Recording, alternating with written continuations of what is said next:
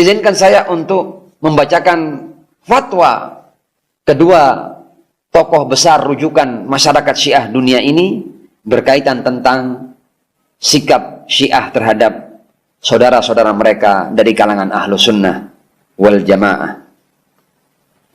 Fatwa Sayyid Ali Al-Khamenei. Beliau mengatakan, "Inna Ahlus Sunnah wal Jamaah ikhwanuna fil Islam wa adamu i'tiqadihim bil imamah la yakdahu bi islamihim wa yajri alaihim ma yajri ala kulli muslimin min hurmatid dam wal ird wal mal." Tentang Ahlus Sunnah wal Jamaah, Sayyid Ali Al-Khamenei berfatwa bahwa Ahlus Sunnah wal Jamaah mereka adalah saudara kita dalam Islam. Perkara mereka tidak meyakini imamah Ahlul Bait alaihimussalam sama sekali tidak mencederai keislaman mereka dan berlaku atas mereka apa saja yang berlaku atas setiap muslim seperti kehormatan darah, harga diri dan harta benda mereka. Tentang tema yang sama, Sayyid Ali Sistani berfatwa, "Inna ammata ahli sunnah wal jamaah muslimun wa inna inkarahum li imamatil ithnai asyar imaman min alil bait laisa mudirran bi islamihim. Inna sunnah hum anfusuna wa laysu ikhwanana wa hum minal muslimin alladzina tuhqanu dima'uhum wa tuhtaramu amwaluhum." Sayyid Ali Sistani tentang Ahlu Sunnah berfatwa, seluruh Ahlu Sunnah wal Jamaah adalah muslimun, dan penolakan mereka atas imamah 12 imam dari kalangan Ahlul Bait sama sekali tidak mencederai keislaman mereka. Ahlus Sunnah adalah jiwa kita dan bukan hanya sekedar saudara kita. Mereka adalah orang-orang Islam yang wajib dijaga serta dihormati darah dan harta benda mereka.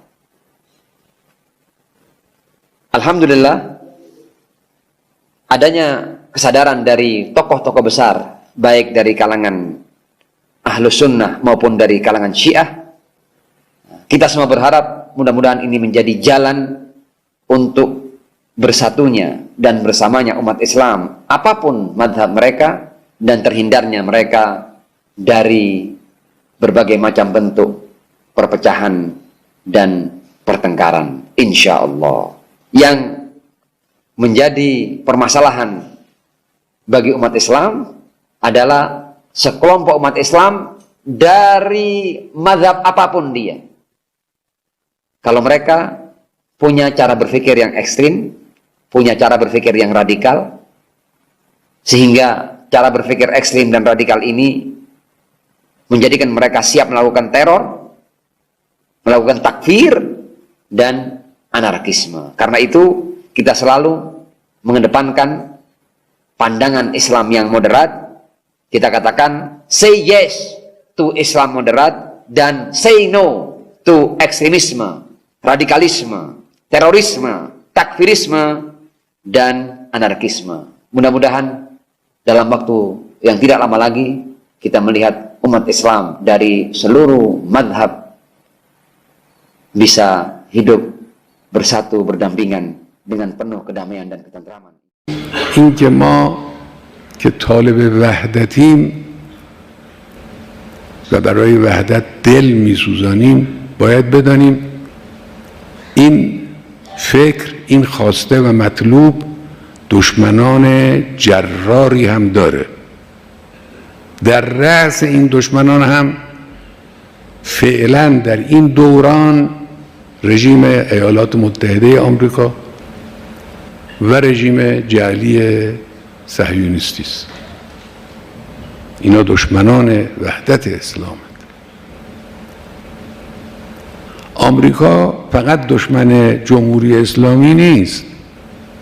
بعضیا خیال میکنن دعوا بین جمهوری اسلامی و آمریکاست فقط. نه، آمریکا بله جمهوری اسلامی چون فعال است دشمنی بیشتری با او می شود، اما با دنیای اسلام، با کشورهای اسلامی دشمنن، با فلسطین دشمنن، با ملت‌های غرب آسیا دشمنن، با ملت‌های شمال آفریقا دشمنن، با مجموعه مسلمان‌ها دشمنن. علت هم در ماهیت اسلام است، چون اسلام نفی ظلم است، نفی سلطه است، نفی استکبار است. نظام سلطه که فعلا در رأس او آمریکاست، یه روز در رأسش انگلیس بود یا دیگران بودن، امروز در رأس نظام سلطه آمریکاست. اینا با منطق اسلام، با هویت اسلام، با معنای اسلام مخالفن. البته با جمهوری اسلامی بیشتر مخالفن. اینا با همه کشورها، با سعودی هم مخالفن.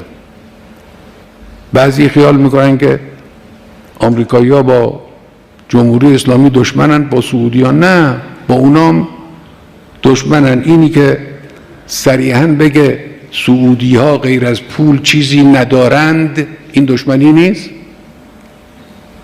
معنای این حرف چیه؟ معناش این است که پول دارن، باید بریم پولشون رو بچاپیم.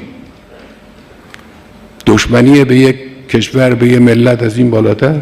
و بفهمن طرفاشون، بفهمن دشمنی رو، بفهمن در مقابل این دشمنی وظیفه یه انسان با شرف چیست. شرف اسلامی، غیرت اسلامی، غیرت عربی چه اقتضا میکنه در مقابل یه چنین اهانتی؟ این کارو وظیفه خودشون رو بفهمن، نمیفهمن.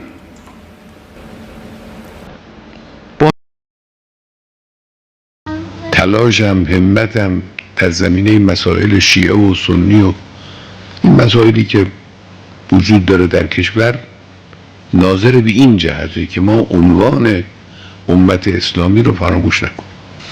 من خواهش میکنم آقایون در نمازهای جمعه، در اجتماعات بزرگی که تشکیل میشه، در ارتباط با عناصر برجسته زبده اهل سنت در بخش‌های مختلف، این عنوان امت اسلامی رو تکرار کنید. کاری کنید که ما به هوش بیاییم، بفهمیم که ما علاوه بر صفت ایرانی بودن یک صفت بالاتر و مهمتری داریم، با او مسلمان بودن و عضو امت اسلامی بودن. این یک نکته اصلی است. خدا انشالله امت اسلامی رو سربلند کنه. خدا انشالله برادران مسلمان رو از فرقه های مختلف، مذاهب مختلف، روز به روز دلهاشون رو با هم نزدیکتر کنه.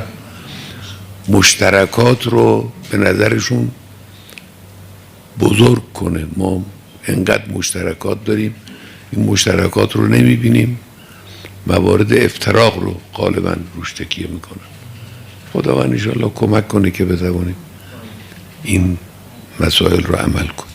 این همین اجتماع چند ده نفره ما که اینجا نشستیم قطعا در دنیا دشمنانی رو به عکس العمل وادار میکنه. نفس همین نشستن ما دوره هم یه عده‌ای رو به عکس العمل وادار میکنه. نمیخوان این اتفاق بیفته، نمیخوان اختلاف مذهبی وجود نداشته باشه. تو این زمینه البته انگلیس‌ها صاحب تجربه بیشتری هستن، آمریکایی‌ها هم اخیراً از اونها یاد گرفت. ما باید بدانیم که عوامل مؤثر فکری، تبلیغی، رسانه‌ای، اقتصادی دارن کار میکنن برای جدا کردن شیعه و سنی در داخل کشور ما و در همه جای دیگه. در کشور ما از بعد از پیروزی انقلاب این فعالیت بیشتر شد، چندین برابر قبل از انقلاب. قبل از انقلاب کمتر تو این زمینه فعالیت میکردن دشمنان در داخل کشور. بعد از انقلاب انگیزه پیدا کردن برای اینکه یک مایه اختلافی رو تشدید کنن، به وجود بیارن و بهتر از همه چیز هم از نظر اونها اختلاف مذهبی بود. یه عده رو وادار کنن از این طرف که لج اون طرف رو در بیاره، اهانت کنه، بدگویی کنه. یه عده رو از اون طرف وادار کنن که نسبت به این طرف همون کار رو انجام بده. این وجود داره، این مخالفت وجود داره. حالا که این مخالفت وجود دارد، علاجش این است که ما بر روی وحدت تکیه کنیم.